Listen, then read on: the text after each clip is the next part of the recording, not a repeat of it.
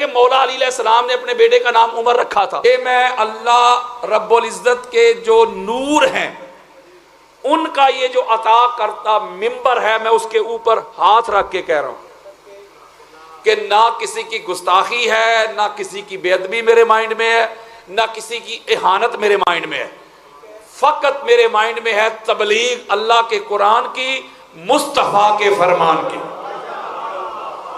اگر کسی کو لگے گا کہ گستاخی ہو رہی ہے تو بھائی وہ فتویٰ قرآن پہ لگائے یا مصطفیٰ کے فرمان پہ لگائے۔ اور میں نے آپ کے سامنے سنیت بتانی ہے، سنیت پہنچانی ہے، سنیت دکھانی ہے۔ وقت کے دامن میں زیادہ گنجائش نہیں، جو موضوع آپ تک پہنچانا چاہتا ہوں اس کے اوپر تو ویسے میرے 48 گھنٹے کے دلائل موجود ہیں، لیکن میں نے ایک نقطہ دینا ہے۔ مجھے آپ سوشل میڈیا کھول کے دیکھیں، مجھے کوئی گالیاں بھی دے میں اسے چھیڑتا ہی نہیں، لیکن جو مقام اہل بیت پہ بات کرے پھر اسے چھوڑتا ہی نہیں۔ ہماری اپنی کیا اوقات ہے؟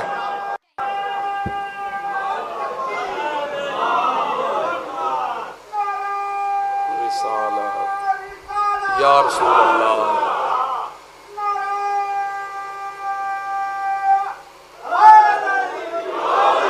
آج اس ہستی پہ میں لب کشائی کرنے کی یہ جسارت کرنے لگا ہوں جن کا مقام اتنا بلند ہے۔ میں اور آپ کیا بات کریں گے؟ اس بی بی کے بارے میں آپ کے سامنے ہاتھ جوڑ کے قرآن سے اور حضور کے فرمان سے، بخاری سے، مسلم سے، ترمذی، ابو داؤد، نسائی، ابن ماجہ سے آپ کے سامنے رکھوں گا کہ یہ ہستی ہے کون اور امتیوں نے اسے قرآن سے اور حضور کے فرمان سے۔ میں بات شروع کے لگا ہوں، قرآن مجید فرقان حمید کی بڑی معروف آیت مجیدہ میں نے آپ کے سامنے پڑھی، جس میں اللہ رب العزت نے فرمایا کہ اے مسلمانوں، اے ایمان والو، جب تمہیں اللہ کے قرآن کی سمجھ نہ آئے، قرآن کیا کہتا ہے، اس کے سیاق و سباق کی سمجھ نہ آئے، اس کے الفاظ کی سمجھ نہ آئے، اس کے احکامات کی سمجھ نہ آئے، اس کے ناسخ اور منسوخ کی سمجھ نہ آئے، اس کے معنی کی سمجھ نہ آئے، تو اپنی طرف سے من گھڑت اس کی توجیہ کر کے، تشریح کر کے عقیدے نہ بنایا کرو، بلکہ جب تمہیں سمجھ نہ آئے تو ذکر والوں سے پوچھ لیا کرو۔ قرآن کی سمجھ نہ آئے، یا علی اللہ سلامت رکھے، وقت بڑا محدود ہے، قرآن کی سمجھ نہ آئے تو ذکر والوں سے پوچھ لیا کرو۔ اچھا، کسی کٹیا میں، کسی جھونپڑی میں کوئی بندہ بیٹھ کے اللہ اللہ کر رہا ہے، ذکر کر رہا ہے اللہ کا، آپ اس کے پاس چلے گئے، بابا جی یہ مجھے کچھ سمجھ نہیں آ رہی، قرآن سے کچھ صراط مستقیم کی سمجھ نہیں آ رہی، یہ انعام یافتہ لوگوں کی سمجھ نہیں آ رہی، ذرا مجھے سمجھا تو دے۔ وہ بابا جی کہیں گے پتر میں کہاں سے سمجھاؤں، میں تو قرآن پڑھا بھی نہیں۔ آپ کہیں گے بابا جی قرآن میں لکھا ہے کہ جب تمہیں قرآن کی سمجھ نہ آئے تو ذکر والوں سے پوچھ لیا کرو، تو آپ سارا دن ذکر کرتے رہتے ہیں اللہ اللہ، تو میں تو اس لیے آپ سے پوچھنے کے لیے آیا ہوں۔ تو میں ایک جملہ سمجھانے لگا، یہ جو قرآن کہتا ہے نا ذکر، یہ ذکر کا معنی ہے قرآن۔ اِنَّا نَحْنُ نَزَّلْنَا ذِکْرَ، اللہ کہتا ہے بے شک ہم نے یہ ذکر قرآن اتارا ہے، ہم ہی اس کی حفاظت کرنے والے۔ تو اس کا میں مختصر سمری دے رہا ہوں، پتہ چلا قرآن کہتا ہے جب تمہیں میری سمجھ نہ آئے، یُضِلُّ بِهِ کَثِیرًا وَیَہْدِی بِهِ کَثِیرًا، سورہ اقرا پڑھیں، قرآن کہتا ہے جو اپنی طرف سے میرے معنی اخذ کرتے ہیں پھر پڑھتے مجھے ہیں، مجھے پڑھ کے گمراہ ہو جاتے ہیں، اللہ کا قرآن کہہ رہا ہوں۔ اور جو ذکر والوں سے جا کے پوچھتے ہیں وہ ہدایت کو پا لیتے ہیں۔ تو یہاں تک سمجھ آ گئی کہ ذکر سے مراد ہے قرآن۔ اب اللہ کہتا ہے کہ اے مسلمانوں، جب تمہیں قرآن کی کسی آیت مجیدہ کی سمجھ نہ آئے تو قرآن والوں سے پوچھ لیا کرو۔ قرآن، اب آپ تاج کمپنی چلے گئے، آپ نے جا کے کہا یار یہ کچھ آیات ہے ذرا مجھے تو سمجھا دیں، وہ کہیں گے بھائی ہم کہاں سے سمجھائیں، ہم تو قرآن کی بائنڈنگ کرتے ہیں، اس کی پرنٹنگ کرتے ہیں، اس کو چھاپتے ہیں۔ یہ تاج کمپنی ہماری ایک کمپنی ہے، قرآن کی پبلشنگ کرتے ہیں ہم قرآن کو کیسے بتائیں گے آپ کو؟ تو آپ بڑے پریشان ہوئے، مولا میں تو ہر طرف گیا ہوں، مجھے قرآن والے تو بتا دے۔ یہ قرآن والے کون سے ہیں جن سے قرآن سیکھنا ہے، سمجھنا ہے، پڑھنا ہے، پھر اس پہ عمل کرنا ہے، اس کا ناسخ، اس کا منسوخ، اس کا شان نزول، جو الحمد کی الف سے لے کے الناس کی سین تک قرآن کو جانتے ہو، سمجھے ہو، بتا تو صحیح وہ قرآن والے کون ہیں؟ اللہ نے کہا بھیجا تو ہے آمینہ کا لال، جاؤ اس سے جا کے پوچھو، تمہیں بتائے گا۔ میں تو تمہاری عقل میں نہیں آتا، خرد میں نہیں آتا، فہم میں نہیں آتا، شعور میں نہیں آتا، ادراک میں نہیں آتا، مجھ سے کیا تم نے پوچھنا ہے؟ پوچھو میرے مصطفیٰ سے۔ مصطفیٰ کی بارگاہ میں پہنچ گئے، یا رسول اللہ قرآن والے کون ہیں؟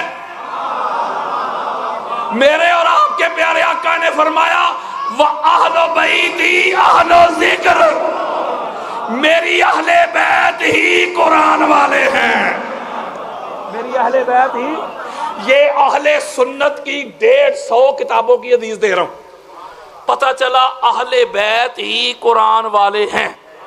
اچھا بالعموم اللہ نے اہل بیت کا نام لے لیا، اللہ کے رسول نے، اس کو بالخصوص کیا تو ام المومنین حضرت ام سلمہ رضی اللہ تعالی عنہ اہل ایمان کی امی جان۔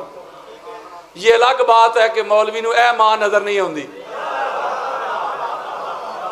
یہ وہ ماں ہے جن کو آقا علیہ السلام نے کربلا معلیٰ کی مٹی عطا کی تھی جو جبریل لے کے آئے تھے، یہ وہ ہماری ماں ہے۔ جب مولا حسین بادشاہ سرکار کربلا معلیٰ تشریف لے کے گئے تو پیچھے آپ کی صاحبزادی فاطمہ صغرا کو، زینب کبریٰ کو، اس کی چھوٹی بہن زینب صغرا کو ان کی خدمت کرتی رہی، ان کی نوکری کرتی رہی۔ یہ وہ ماں ہے ہماری، ذمہ داری کے ساتھ کہہ رہا ہوں، جن کو پاک سیدہ پاک خدیجہ الکبریٰ سلام اللہ علیہا کے بعد ان کو ماں کہہ کے بلاتی تھی، جو پاک سیدہ کی بیماری میں مصیبت میں خدمت کرتی رہی، جو ہر نماز میں اہل بیت کے دشمنوں پہ لعنت بھیجا کرتی تھی، وہ ماں ہے ہماری۔ مجھے باہر پکڑ کے لے جائیں لاموسا کھاریاں لے جائیں، جہاں آپ کا جی چاہے لے جائیں، مجھے کوئی مسجد دکھائیں، جامع مسجد ام سلمہ، نہیں سمجھے؟ اور یار کوئی مدرسہ دکھائیں، یار ہے تو کوئی گل نہ ہوئی کہ ماما بھی تیری مرضی دیا تے صحابہ بھی تیری مرضی دے۔ جو اس بی بی کا مقام مرتبہ ہے، جو سٹیٹس ہے، پاک سیدہ خدیجہ الکبریٰ سلام اللہ علیہا کے بعد ان جیسا مقام اور مرتبہ کسی کے پاس ہے ہی نہیں۔ وہ روایت کرتی ہے، ان کا عملہ جنگ صفین پہ آپ کا ہماری اہل سنت کی مستدرک للحاکم پڑھ لیں، سینکڑوں کتب اہل سنت میں یہ روایت موجود ہے۔ اپنے بیٹے کو عمر بن ابی سلمہ، ام سلمہ، یہ کچھ لوگ کہتے ہیں کہ مولا علی علیہ السلام نے اپنے بیٹے کا نام عمر رکھا تھا، ہاں رکھا تھا، ان کے بیٹے کی محبت میں رکھا تھا۔ بات ہی نہیں سمجھ رہے۔ جو جنگ صفین میں مولا پہ قربان ہوا ہے، بی بی ام سلمہ فرماتی ہیں علی اگر اللہ اور اللہ کا رسول مجھے روکتا نا کہ گھر سے باہر نہیں نکلنا، نہیں سمجھ رہے بات یار، اللہ اور اللہ کا رسول مجھے نہ روکتا کہ نبی کی گھر والیوں گھر سے باہر نہیں نکلنا، علی آپ حق پہ ہیں، سچ پہ ہیں، پہلی صف پہ فرنٹ پہ جنگ جمل ہو یا صفین، سب سے پہلے میں آپ کے ساتھ کھڑی ہوتی۔ یہ ہے بی بی ام سلمہ۔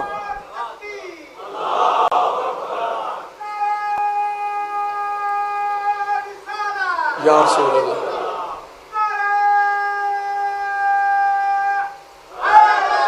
ام المومنین حضرت ام سلمہ رضی اللہ تعالی عنہ روایت کرتی ہے حدیث مصطفیٰ، آپ کہتی انی سمیت رسول اللہ صلی اللہ علیہ وآلہ وسلم یقول علی مع القرآن والقرآن مع علی لا یفترقانی حتی یرد علی الحوض۔ گالی مک گئی۔ اماں کہتی ہے حضور نے فرمایا لوگوں سنو، علی قرآن کے ساتھ، قرآن علی کے ساتھ، علی اور قرآن جڑے ہوئے ہیں، کبھی بھی جدا نہیں ہوں گے، حوض کوثر پہ بھی اکٹھے آئیں گے۔ اور دوسرے مقام پہ فرمایا، حدیث ثقلین سنی ہے نا، انی تارک فیکم الثقلین، میں تمہارے اندر دو ثقلین چھوڑ کے جا رہا ہوں، انی تارک فیکم امرین، فی روایت انی تارک خلیفتین، دو اولی الامر چھوڑ کے جا رہا ہوں، قرآن اور اہل بیت، لیتفرق حتی یرد علی الحوض۔ میں سمری دے رہا ہوں، یہ قرآن اور اہل بیت میرے جڑے ہوئے ہوں گے، جڑے رہیں گے، قیامت کے روز بھی جڑے آئیں گے۔ آپ پتا چلا کہ قرآن والے کون ہیں؟ بولو یار، وہ قرآن جن کے گھر پہ آیا، جنہوں نے قرآن کو بچایا ہے۔ یارو مجھے ایک بات بتائیں، جب یزید پلید قرآن پہ حملے کر رہا تھا، قرآن کے حلال کو حرام کر رہا تھا، حرام کو حلال کر رہا تھا، تو قاری قرآن تو بڑے تھے، یارو حافظ قرآن بھی بڑے تھے، ہاتھ دھو گئے یار۔ تو کون آیا قرآن کو بچانے کے لیے؟ قرآن والا، قرآن کا وارث ہی آیا نا، بولے۔ تو اس کا مطلب ہے، یہ میں چیلنج کر رہا ہوں سینہ چوڑا کر کے، کوئی صحابی وارث قرآن نہیں،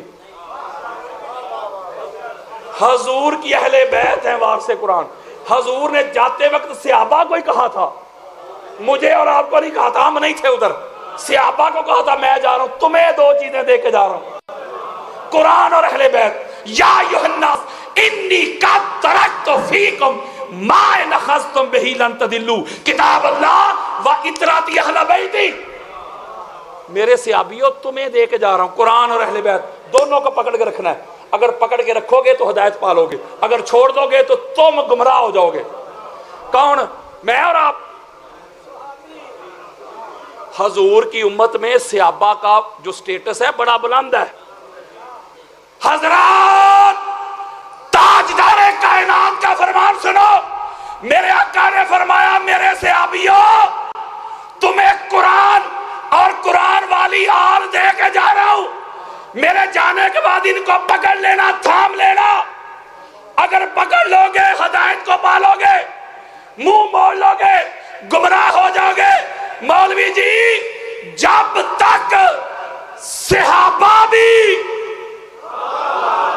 پھر کہتا ہوں مولوی جی جب تک صحابہ بھی، ابو بکر ہو، عمر ہو، عثمان ہو، بلال ہو، جابر ہو، حذیفہ ہو، سعد ہو، جب تک صحابہ بھی اہل بیت کا دامن نہ پکڑے، صحابہ کو ہدایت نہیں ملتی، ایرے گیرے کی کیا اوقات ہے؟ اوئے ہوئے ہوئے ہوئے ہوئے، ہدایت کو جوڑ دیا میرے آقا نے قرآن اور اہل بیت کے ساتھ، اوئے ہوئے، اور فرمایا کہ دونوں وزنی ہیں۔ اس پہ میں ثقلین پہ زیادہ وقت لگانا نہیں چاہتا، یہ میرا موضوع نہیں، پھر کبھی آپ کو ثقلین کے بارے میں سمجھاؤں گا۔ نقطہ یہ سمجھا رہا ہوں کہ جو قرآن والے ہیں نا وہ حضور کی اہل بیت ہے، جو قرآن کے وارث ہیں، بلکہ قرآن حضور پہ نازل ہوا ہے نا، اس پہ ادھر کھڑا کر دیں، حضور پہ نازل ہوا ہے، بولیں حضور کے علاوہ جو بندہ یہ عقیدہ رکھے نا کہ قرآن کسی اور پہ بھی نازل ہوا ہے تو اسی وقت کافر۔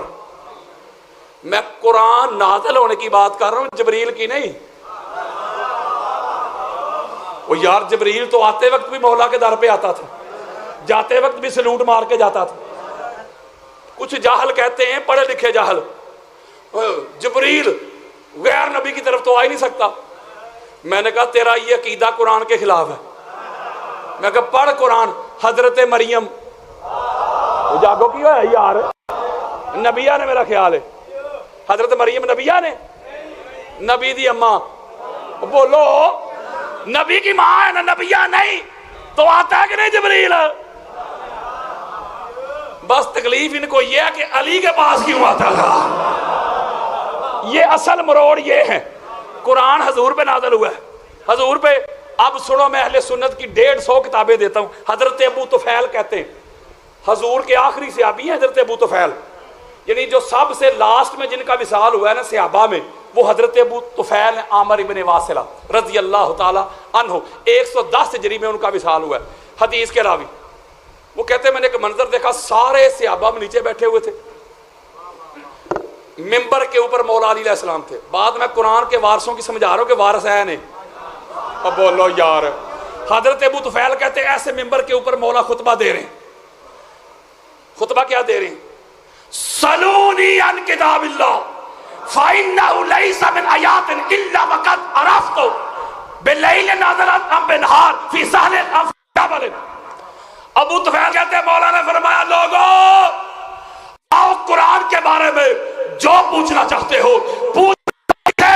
قرآن کی کوئی ایک آیت ایسی نہیں جس کا علی کو علم نہ ہو، نالج نہ ہو، فہم نہ ہو، ادراک نہ ہو۔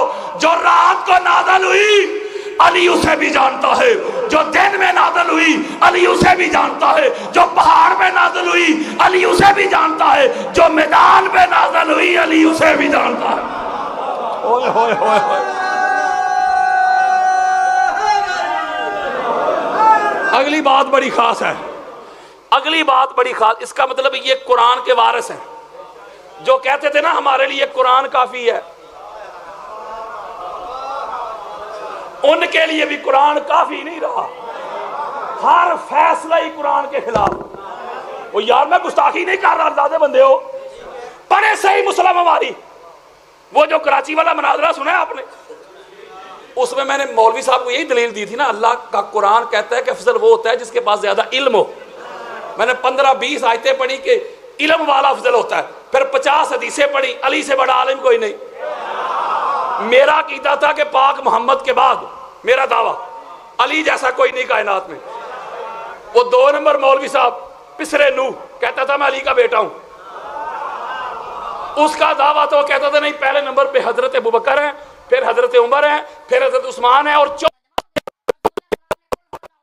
نے قرآن سے جب استدلال کیا، مولا علی کا علم بتایا، تو چاروں میں پہلا ثابت کرنے کے لیے قرآن جو معیار دے رہا ہے، جو مدار افضلیت بیان کر رہا ہے علم، تو تینوں کا بھی علم تو بتانا ہی تھا نا میں نے۔ وہ یارو گستاخی نہیں تھی، خدا کی قسم کھا کے تو گستاخی نہیں، میں نے کہا صحیح مسلم پڑھو بھائی جی، مستدرک للحاکم پڑھو، سیوطی کو پڑھو۔ یہ تینوں کا علمی لیول تو یہ تھا کہ ان کو تو تیمم کرنے کا بھی طریقہ نہیں آتا تھا۔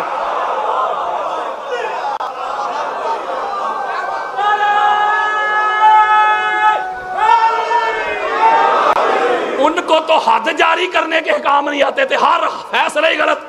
اسی لیے تو حضرت عمر کہا کرتے تھے لولا علی لہلک عمر، علی اگر آپ نہ ہوتے، آپ نہ ہوتے تو عمر ہلاک ہو جاتا۔ علی علیہ السلام نہ ہوتے تو وہ کہتے میں ہلاک ہو جاتا۔ کیوں ہلاک ہو جاتے؟ علی علیہ السلام آکسیجن دیتے تھے ان کو، فیصلے غلط کر کے۔ وہ یارو مولا فیصلے درست کرتے تھے نا، تو گئی یار، مولا فیصلے درست کرتے تھے، اس لیے وہ کہتے تھے آپ نہ ہوتے تو میں ہلاک ہو جاتا۔ بلکہ دوسری روایت ہے جو امام محمد بن حنبل فضائل صحابہ میں لے کے آئے، میں اس پر زیادہ وقت لگانا نہیں چاہتا کہ اس طرف میں چل پڑوں۔ اس میں کہا کرتے تھے مولا میں اپنے ہر اس فیصلے میں تیری پناہ مانگتا ہوں جس فیصلے میں علی نہ ہو۔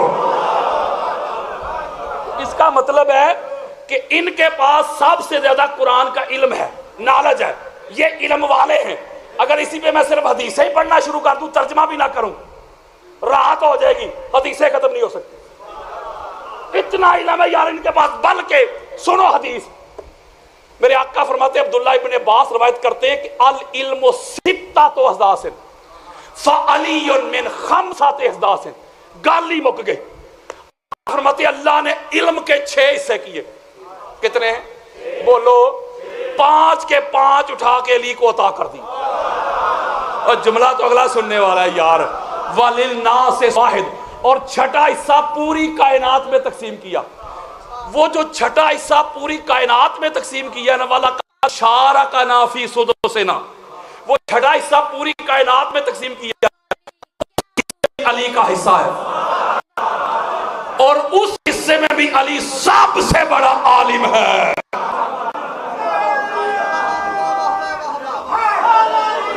صحابہ جو تھے، جتنے بھی صحابہ تھے رضی اللہ عنہم، وہ سارے آ کے اس گھر کے بچوں سے ٹیوشن لیتے تھے. بولو یار، وہ جبریل بھی اس گھر کا شاگرد جے. علم اس گھر کی باندھی ہے، لونڈی ہے. علم تو اس گھر سے آ کے خیرات لیتا ہے. یار مجھے کوئی دنیا کا ملا بتائے اس گھر کے بچوں نے بھی کسی مدرسہ، کسی مولوی صاحب سے جا کے علم حاصل کیا ہو. اللہ نے ان کو پڑھا کے بھیجا ہے. پتا چلا یہ قرآن کے وارث ہیں. قرآن کا سب سے زیادہ ان کے پاس علم ہے، نالج ہے. یہاں تک بات سمجھ گئے؟ بولیں سمجھ گئے. اب اگلا جملہ، ہمارے بخاری میں، مسلم میں، مسند احمد بن حنبل میں، فضائل صحابہ میں، سینکڑوں کتب اہل سنت میں، شیعہ سنی، میں سنیوں کی روایتیں دے رہا ہوں، شیعہ کتابوں میں بھی ہے. یہ لکھا ہوا ہے کہ آقا علیہ السلام کے وصال کے بعد بی بی پاک پہلے خلیفہ اول حضرت ابوبکر صدیق کے پاس تشریف لے کے گئی اور جا کے اپنی وراثت کا مطالبہ کیا. یہ صحیح بخاری پڑھ رہا ہوں. ہمارے اہل سنت میں قرآن کے بعد کہتے ہیں بخاری کا درجہ ہے. بے عشق علی جو پڑھتے ہیں بخاری، آتا ہے بخار ان کو، بخاری نہیں آتی. جب بی بی پاک تشریف لے کے گئی، اپنی وراثت کا جب مطالبہ کیا تو حضرت ابوبکر نے آگے سے حدیث پڑھی کہ حضور نے فرمایا تھا لا نورث ما ترکنا ہوا صدقۃ. کیا ہے فاطمہ الزہرا سلام اللہ علیہا، میں آپ کو حضور کی وراثت نہیں دے سکتا، اس لیے کہ حضور نے فرمایا تھا کہ انبیاء کی وراثت نہیں ہوتی. انبیاء کی وراثت، وہ جاگو تو رکھی ہے یار، انبیاء کی وراثت نہیں ہوتی. اچھا، بی بی پاک نے آگے سے قرآن پڑھا. اہل سنت ہوں، دیوبند ہوں، اہل حدیث ہوں، شیعہ، کوئی ایک سکول آف تھاٹ، کوئی ایک فقہ ایسی نہیں کہ جس کا اس میں اختلاف ہو. ہر ایک پر اس پہ اجماع ہے. وہ کہتے ہیں اگر کوئی حدیث ہو، کوئی روایت ہو، اگر وہ قرآن سے ٹکرائے نا، قرآن سے، قرآن کوئی اور بات کر رہا ہو، اس روایت میں کوئی اور بات ہو، تو روایت کو چھوڑیں گے، قرآن کو پکڑیں گے. بولو ذرا کیجیے یار. بی بی پاک نے وراثت پہ آیات مقدسات پڑھی کہ اللہ کا قرآن تو کہتا ہے انبیاء کی وراثت ہوتی ہے، بلکہ حضرت زکریا نے نہیں کہا وَإِنِّي خِفْتُ الْمَوَالِيَ مِن وَرَائِي، مجھے اپنے رشتہ داروں کے بارے میں خوف ہے، وارث دے مجھے. اچھا رشتہ داروں کے بارے میں خوف کیا تھا؟ کہتے ہیں علم چھین لیں گے رشتہ دار. اچھا کوئی بندہ مجھ سے علم چھین کے دکھائے، گن لے آئے نا اور مجھ سے علم چھین کے لے جائے. پیسے چھین سکتا ہے، مال بھی چھین سکتا ہے یار، زمین پہ بھی قبضہ کر سکتا ہے، علم تو نہیں چھین سکتا. اس کا مطلب ہے کہ ان کو خدشہ تھا اپنے مال کا. نہیں سمجھ رہے؟ قرآن کی نص بتا رہا ہوں میں. انبیاء کی وراثت ہوتی ہے، انبیاء وارث بنتے بھی ہیں، وراثت لیتے بھی ہیں، وراثت دیتے بھی ہیں. جو خبر واحد ہوتی ہے، آقا علیہ الصلوۃ والسلام حضرت ابوبکر صدیق کے کان میں تو نہیں نہ کہہ گئے تھے کہ انبیاء کی وراثت نہیں ہوتی. بولیں اس کا مطلب ہے کہ قرآن کہتا ہے کہ ہوتی ہے، وہ خبر کہتی ہے کہ نہیں ہوتی. اب مجھے بتائیں نہ لڑائی نہ جھگڑا، شیعہ ہوں، اہل سنت ہو، دیوبند ہو، اہل حدیث ہو، سارے کہتے ہیں کہ جو روایت قرآن سے ٹکرائے روایت کو چھوڑیں گے. قرآن اللہ کا کلام ہے یار، جس کی محفوظیت کی اللہ نے خود گارنٹی لی ہوئی ہے، ذمہ داری لی ہوئی ہے. یہ روایتیں تو لوگوں کے ذریعے پہنچی، اس میں اگر مگر ہو سکتا ہے، اف بٹ ہو سکتا ہے. اس لیے روایات کو، حدیث کو جانچنے کے لیے، اس کی جانچ پڑتال کے لیے اس کے اوپر ایک علم ہے، نالج ہے، جس کو علم اسماء رجال کہتے ہیں. قرآن کو چیک کرنے کا کوئی علم نہیں. جو قرآن کے بارے میں یہ عقیدہ رکھ دے کہ پتہ نہیں ہے کہ نہیں، وہ تو گیا نا. چونکہ ذالک الکتاب لا ریب فیہ، اس میں تو شک ہی نہیں نہ کرنا. اب بڑی خاص بات میں آپ کو سمجھاتا ہوں. آقا علیہ الصلوۃ والسلام جو ہیں، انہوں نے اپنے باپ کی وراثت لی. یہ جو حضرت ام ایمن ہیں، بولو ذرا کی ہو گیا جی، وراثت میں آئی، تلوار وراثت میں ملی، بولیں مسلح وراثت میں ملا، چار پہیاں وراثت میں ملی. اگر انبیاء کی وراثت ہوتی نہیں تو حضور نے کیوں لی؟ اور اگلی بات یہ ناسبیت کے اوپر میں نے 2 گھنٹے لگا کے دلائل دیے، نیٹ کھولے ذرا، ایسا کیٹو پہاڑ گرایا میں نے، بڑے بڑے مولوی آئے رد کرنے لیکن ہو نہیں سکا، اور یہ چیلنج کر رہا ہوں کوئی بائی کا لال کر بھی نہیں سکے گا۔ فرض کریں ہم مان لیتے ہیں کہ انبیاء کی وراثت نہیں ہوتی، انبیاء کی وراثت نہیں ہوتی، بات ختم ہو گئی۔ اس لیے جو انبیاء کے ورثاء ہوتے ہیں ان میں وراثت تقسیم نہیں ہوگی، ٹھیک ہوگی بات، انبیاء کی وراثت نہیں ہوتی، تسلیم کر رہے ہیں یار؟ چونکہ انبیاء کی وراثت ہی نہیں ہوتی تو پاک بی بی جب گئی تو حضرت ابوبکر نے کہا انبیاء کی وراثت ہوتی نہیں، تو لہٰذا میں آپ کو نبی کی وراثت میں سے کچھ نہیں ملے گا۔ بخاری میں آیا کہ انہوں نے کوئی چیز بھی نہ دی، رتی برابر بھی کوئی چیز نہ دی، لہذا انبیاء کی وراثت ہی نہیں ہوتی۔ اب اگلی بات، جو ورثاء ہوتے ہیں ان میں بیٹا، بیٹیاں، بیوی، ماں باپ، یہ سارے اعزاء و اقارب اس میں شامل ہوتے ہیں، شریک ہوتے ہیں۔ آقا علیہ الصلوۃ والسلام کی اکلوتی بیٹی تھی، حضور علیہ السلام کا نہ اور کوئی بیٹا تھا، چلو جو 4 مانتے ہیں نا، وہ 4 بیٹیاں تھیں، اکلوتی تھی نا، بولیں یار اکلوتی، تو باقی تھی حضور علیہ السلام کی ازواج، یار امہات المومنین، بیوی کا قرآن نے بیان کیا 1/8، 1/8۔ اگر انبیاء کی وراثت نہیں ہوتی، مولوی جی فتوے نہ لگانا اور گستاخی کی FIR نہ کروانا، اگر باپ کا ہے ہاتھو برہانکم ان کنتم صادقین، اگر سچا ہے تو دلیل لے کے آنا۔ اب ہم اس بات کو آن کر رہے ہیں، ام المومنین حضرت عائشہ صدیقہ رضی اللہ تعالی عنہ ساری زندگی جس گھر میں رہی ہیں وہ گھر ان کے باپ کا تو نہیں تھا؟ یار نہیں سمجھ رہے میری بات، وہ گھر تھا حضور کا، وہ بولو یار، ما بین بیتی و منبری روضۃ من ریاض الجنہ، میرے گھر سے لے کے، گھر کن کا تھا؟ حضور کا، یار گھر حضور کا، یعنی حضور علیہ السلام کی جتنی بھی پراپرٹی تھی، گھر ہوں، باغات ہوں، کوئی چیز بھی ہوں، وہ ساری جمع ہونی تھی کہ یہ حضور کی پراپرٹی ہے، پھر اس کے جو ورثاء تھے، حصہ دار تھے، اس کے مطابق تقسیم ہونی تھی۔ تو جب حضرت ابوبکر نے کہا کہ انبیاء کی وراثت ہوتی ہی نہیں، تو بات تو ختم ہو گئی، کوئی وارث نہ رہا، بولو یار کوئی وارث نہ رہا۔ حضرت ابوبکر صدیق کو یہ کرنا چاہیے تھا کہ اے بیٹی عائشہ، جب تک حضور حیات تھے آپ ان کے گھر رہی، اب حضور کا ہو گیا وصال تو نبی کی تو وراثت ہوتی نہیں، تو لہذا بیٹا آپ میرے گھر میں آ جائیں، یہ نبی کا گھر ہے۔ اوئے ہوئے، تو پھر ہم تسلیم کر لیتے، پھر ہم مان لیتے کہ یار واقعی انبیاء کی وراثت نہیں ہوتی، ساری زندگی اس گھر میں رہی، بلکہ ایک روایت میں آتا ہے کہ اس گھر کا کچھ حصہ انہوں نے فروخت بھی کیا، اور پھر اسی گھر میں ان کی مرضی کے بغیر لوگ دفن ہوتے رہے۔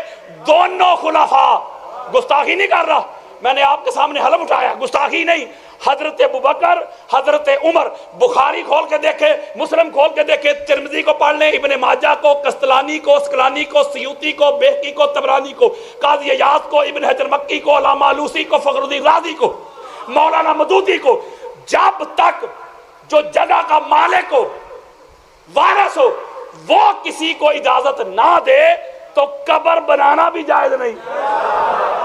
میری بات ہی نہیں فالو کر رہے یار آپ، میں سوال کرتا ہوں کہ انبیاء کی تو وراثت ہوتی نہیں، حضرت جی وہ مکان، وہ حجرہ، وہ جگہ پاک محمد کی تھی، تو جب ان کی بیٹی کو وراثت نہیں ملی تو آپ کس حق سے وہاں دفن ہوئے؟